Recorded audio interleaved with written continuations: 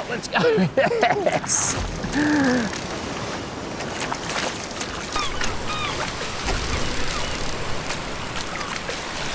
G'day and welcome to Fishing. It's Michael Guesty here to have a bit of a chat about when, where and why to find your favourite predatory fish. Now, they love structure. All fish love to hang out with some sort of cover, whether that be a drop-off, a rock wall, a man-made structure like a jetty. Now, talking about man-made structure, you've got bridges, pylons, jetties, wharfs, oyster leases, rock walls. There is an amazing amount of structure right there that we as humans have created, and some of that stuff, I've got to tell you, creates just the home for everything. You get big flathead laying along rock walls and mangrove jacks, mulloway schooling in those areas.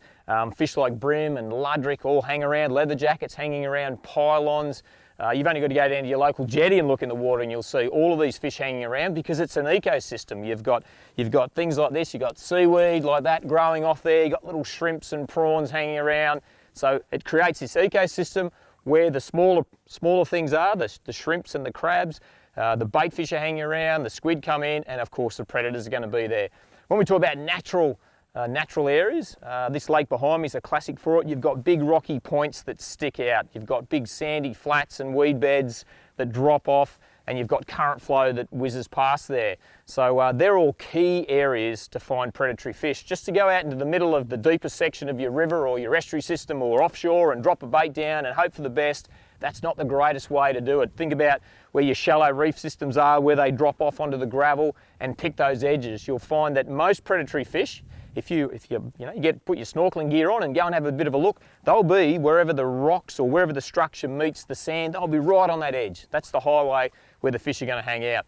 Now, as far as when to fish for them, tide changes are the absolute key. So that's the top of the making tide or the last of the run out tide. When that tide slows down, fish feed in and around that, that's their time to get out and about. When that water slows down a little bit, they get really active on the tide change, and then quite often they'll slow down a bit again when the tide starts running fast. So think about tide changes, think about where your local, if you're fishing in an estuary system, quite often you'll find that tide change will be much, much later than it's indicated on the tide chart. So for example, where I'm standing here, I'm a fair few kilometres from the mouth of this estuary system, and it can be about 3 hours behind. So at 12 o'clock high tide at the mouth might be a 3 o'clock high tide here. So talk to your local tackle store and they can probably help you out a little bit better with that timing. The other thing to think about is low light conditions. So early in the morning is a prime time for a lot of fish.